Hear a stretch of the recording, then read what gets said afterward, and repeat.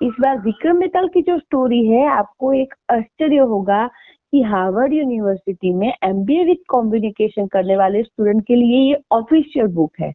ऐसा क्यों?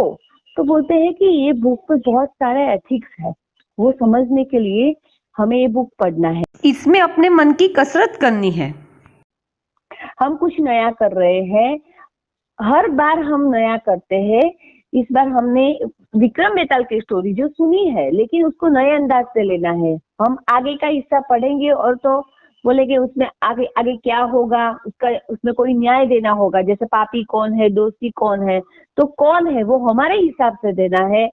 और उसमें हम क्या कर सकते हैं, वो इंसान ये कर सकता था। हमने गीता भी पढ़ी है, अपने हिसाब से हमको बताना है। अब अच्छी स्टोरी समझ में आ रही हो तो देखो, राजा विक्रमादित्य ने अपनी पत्नी को दिया, उसने अपने प्रेमी को दिया, प्रेमी ने वेश्या को दिया, वेश्या से फिर विक्रमादित्य तक आया। राजा विक्रमादित्य पुनः उस फल को पाकर आश्चर्य में भर उठे, परंतु उन्होंने धैर्य से काम रखी है। हम आगे देखते हैं क्या होता है। उन्होंने बहुत धैर्य से काम लिया। फिर उस वेश्या से फल के विषय में पूछा और वेश्या ने बताया, महाराज यह फल तो मुझे आपके राज दरबार के प्रमुख मंत्री ने भेज दिया था। अब उसमें यह भी है कि यहाँ सच ही सबको बोलना पड़ता है राजा के आगे। तो यह सुनकर राजा विक्रमादित्य भी भौंकना रह गया। वेश्या की बात से यह स्पष्ट हो रहा था कि उसकी सबसे प्रिय रानी ने उसके साथ बेवफाई कर रही है। राजा ने वेश्या को फल के बदले उचित दंड दिया, महल से विदा किया।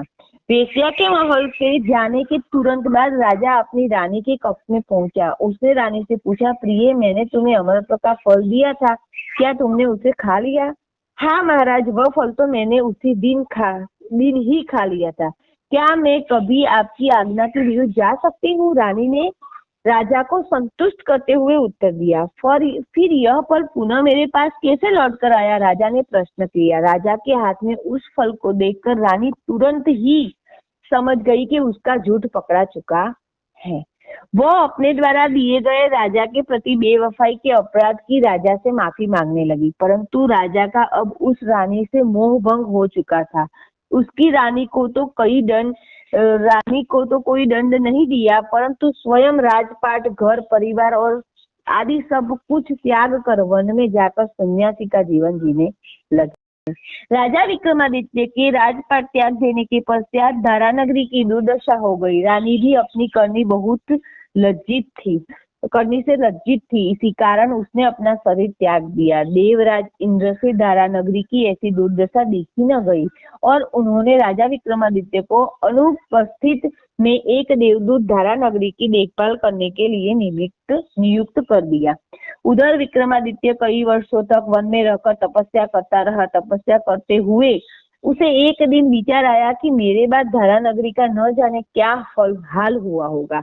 तो उसने सोचा कि क्यों न मैं अपने राज्य की खैर खबर दी जाए। ऐसा ही विचार कर चलते हुए विक्रमादित्य जब धारानगरी के पास आया तो उसे इंद्र के दूत ने द्वार पर ही रोक लिया। तब विक्रमादित्य ने उनका परिचय देते हुए कहा कि मैं इस धारानगरी का राजा विक्रमादित्य हूँ और मुझे अपने महल में जाने से रोकने वाले तुम कौन होते हो? मैं देवराज इंद्र का दूत हूँ और उन्होंने ही मुझे इसी नगरी की रक्षा के लिए यहाँ नियुक्त किया है। यदि तुम वास्तव में ही विक्रमादित्य हो तो मुझे युद्ध में पराजित करके दिखाओ, तब स्वतः ही तुम्हारी वास्तविकता का पता चल जाएगा। राजा विक्रमादित्य ने बेहिचक दूत का यह युद्ध प्रस्ताव स्वीकार कर लिया और दूत से युद्ध करने लगा। विक्रमादित्य कुशल योद्धा तो था ही और कुछ ही देर में उसने इंद्र के दूत को हरा दिया। अब तो तुम यह मानते हो कि मैं ही इस नगरी का राजा हूँ? विक्रमादित्य ने दूत से पूछा। जी महाराज, आप ही राजा विक्रमादित्य हैं, मुझे पूर्ण विश्वास है। पर महाराज, मैं आपको कुछ विशेष बताना चाहता हूँ, ध्यान से सुनो। देवदूत ने उत्तर दिया और फिर विक्रमादित्य को एक कथा सुनाने लगी। प्राचीन काल में चंद्रभान नाम का एक राजा हुआ करता था। स्टोरी में भी स्टोरी है, हमें इसे गौर से सुनना है। उसे शिकार खेलने का बहुत ही शौक था। एक दिन शिकार खेलते हुए चंद्रभान वन में रास्ता भटक कर घने जंगल में पहुंचा। जंगल में पहुंचकर वहां उसने एक सन्यासी को देखा जो एक वृक्ष पर उल्टा लटकर तपस्या करने में लीन था। चंद्रभान बहुत समय तक उस सन्यासी को बड़े ध्यान पूर्वक देखता रहा। उसने देखा कि वह तपस्वी अपनी साधना में इतना लीन है कि उसे अपने आसपास घटने वाली कोई घटनाओं में कोई भी जानकारी नहीं है। वह तो केवल अपने साधना में ही पूर्णतया लीन है। यह देखकर राजा चंद्रभान को बहुत ही आश्चर्य हुआ। उसने निश्चय किया कि वह इस तपस्वी की तपस्या को अवश्य में ही भंग कराएगा। जंगल से वापस लौटकर चंद्रभान ने अपने राज्य में यह घोषणा करवा दी कि जो भी उस तपस्वी की तपस्या को भंग कर देगा उसे पुरस्कार रूप 1 लाख सोने की मोहरें दी जाएगी। इस घोषणा के कुछ दिनों पश्चात राज्य दरबार में एक वेश्या आई और उसने इस प्रस्ताव को स्वीकार कर लिया। ठीक है, यदि तुम ऐसा संभव कर लेती हो तो घोषणा अनुसार तुम्हें 1 लाख सोने की मोहरें की दी जाएंगी। सोने की मोहरें की दी जाएगी। राजा ने कहा, महाराज, आप मुझे इस कार्य का पूरा करने के लिए 1 वर्ष का समय दीजिए। मैं उस तपस्वी के पुत्र सहित आपके समक्ष उपस्थित होंगी। वेश्या ने कहा। राजा ने वेश्या की बात मान ली। वह वेश्या उस तपस्वी की तपस्या भंग करने के लिए जंगल में चली गई। वहां जाकर उसने देखा तो वास्तव में ही वह तपस्वी वृक्ष से उल्टा लटका हुआ तपस्या में लीन था। यह देखकर सबसे पहले उस वेश्या ने कुछ स्वादिष्ट भोजन बनाया और उस तपस्वी के मुंह में डाल दिया। स्वाद की अनुभूति होते ही तपस्वी ने आंखें खोल दी। सामने एक स्त्री को देखकर तपस्वी ने उससे पूछा कि हे देवी, तुम कौन हो और इस जंगल में अकेली क्या कर रही हो? मैं इस दुनिया में बिल्कुल अकेली हूँ और ऐसे ही वनों जंगल में घूमती फिरती हूँ। यहाँ आपको इस तरह तपस्या करते देखा तो सोचा कि आप भूखे प्यासे होंगे, इसलिए आपके लिए थोड़ा सा भोजन बनाया, इसे ग्रहण कर मुझ पर कृपा कीजिए। वेश्या ने उत्तर दिया। तपस्वी उसकी यह बात मान गया और भोजन करने लगा। वेश्या भोजन करते तपस्वी को रिझाने वाली भाव से देखती रही। भोजन करने के बाद तपस्वी ने कहा, हे देवी, क्या तुम मुझे प्रतिदिन इसी तरह से स्वादिष्ट भोजन बनाकर खिला सकती हो? क्यों नहीं, यह तो मेरा सौभाग्य होगा कि मुझे आपकी सेवा करने का अवसर मिल रहा है। इसके बाद वे दोनों जंगल में ही कुटिया बनाकर रहने लगे। तपस्वी पूरी तरह से उस वेश्या के मोह जाल में फंस चुका था। 9 माह के बाद वेश्या को उस तपस्वी से पुत्र रत्न की प्राप्ति हुई। अब वेश्या के मन की इच्छा पूरी हो चुकी थी। उसे तो केवल उस तपस्वी को राजा चंद्रभान के समक्ष उपस्थित करना बाकी रहा था। अतः एक दिन वेश्या उस तपस्वी से कहा कि हे स्वामी, अब हमें जंगल में इस तरह रहकर वैरागी जीवन जीने से क्या लाभ? हमें अपने पुत्र के भविष्य के बारे में सोचना चाहिए। इसलिए अब मैं यह वन का जीवन त्याग कर राज्य में चलकर सामाजिक जीवन जीना चाहती हूँ। लेकिन मैंने तपस्या भंग करने का पाप तो किया ही है। कोई बात नहीं, पहले हम तीर्थ यात्रा पर जाएंगे और ईश्वर से अपनी किए गए सभी पापों के लिए क्षमा मांग कर नए जीवन की शुरुआत करेंगे। वेश्या ने तपस्वी की बात बीच में ही काटते हुए कहा। तपस्वी तो पहले से ही पूरी तरह वेश्या के रूप में जाल में फंसा हुआ था और अतः उसकी यह बात मानकर उसके साथ चल दिया। चलते हुए जब राज दरबार के पास पहुंचे तो उस वेश्या ने तपस्वी को राजा से मिलने का अनुरोध किया, जिसे तपस्वी ने तुरंत ही स्वीकार कर लिया। राज दरबार में पहुंचकर वेश्या ने राजा चंद्रभान से कहा, महाराज, मैंने अपना वचन पूरा कर दिखाया है। मैं इस तपस्वी की तपस्या भंग कर इससे उत्पन्न अपने पुत्र के साथ आपके समक्ष उपस्थित हूँ। राज दरबार में राजा चंद्र, मंत्री तथा दरबारी आदि वेश्या के इस कृत्य पर बहुत ही आश्चर्यचकित हुए। अब तक तपस्वी के समझ में सब कुछ आ चुका था। उसे अपने किए पर अत्यधिक पश्चाताप हो रहा था। राजा ने अपनी प्रतिज्ञा अनुसार वेश्या को 1 लाख सोने की मोहरें दे दी। तपस्वी अपने पुत्र को लेकर शीघ्र ही राज दरबार से चला गया और क्रोधवश उसने अपने पुत्र की हत्या कर दी तथा फिर पुनः वन में तपस्या करने लगा।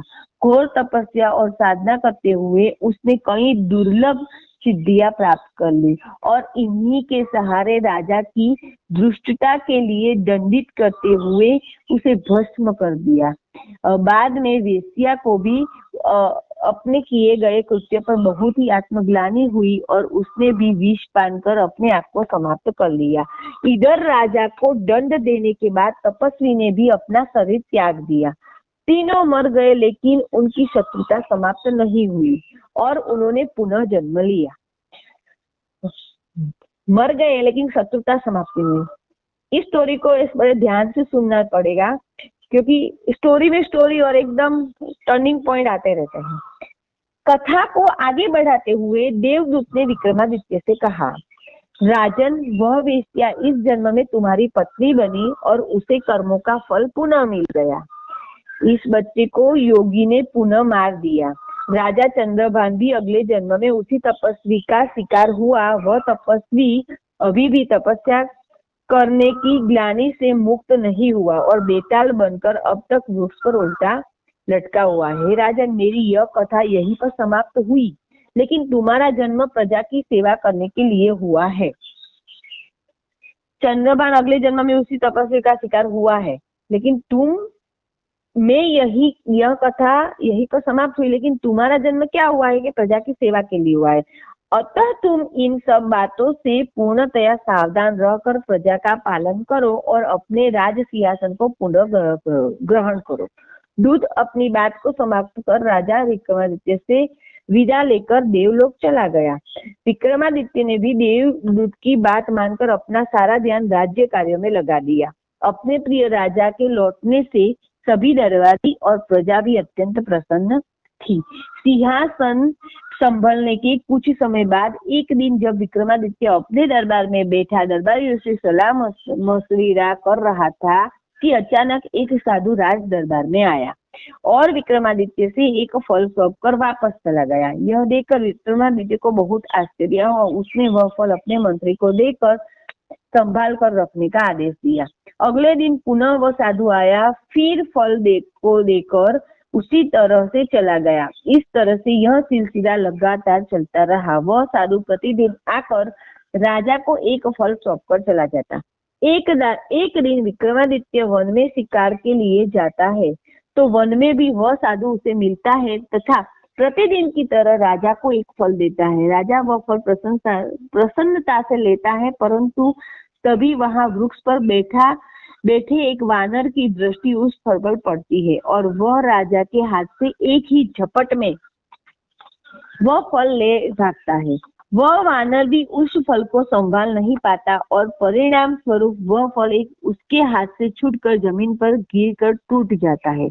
वह फल टूटने के अंदर पड़ी हुई मणि बाहर निकल आती थे। राजा ने जब वह मणि देखी तो उसे बहुत आश्चर्य हुआ। अब आगे क्या होता है हम कल देखेंगे। स्टोरी में स्टोरी है, हम उसे सुनते जाएंगे और एक्साइटमेंट और हमें जो स्फूर्णा होती है कि ये होना चाहिए, ये नहीं होना चाहिए, इस व्यक्ति ने ये गलत किया, हमें भी कभी कभी हमारे साथ ये गलती होती है। अपनी राय लिखेंगे, अपनी स्फूर्णा को लिखेंगे। ओके, हमें ये कहानी सिर्फ सुननी नहीं है, अपना मत लिखना है। कोई भी अपना मत लिख सकते हैं, कुछ भी। जैसा कोई ये करता तो उसका यह परिणाम होता, तो ये सिचुएशन खड़ी ही नहीं होती, ऐसा भी हम अपने हिसाब से लिख सकते हैं। हमें सिर्फ मन की कसरत पे ध्यान देना है।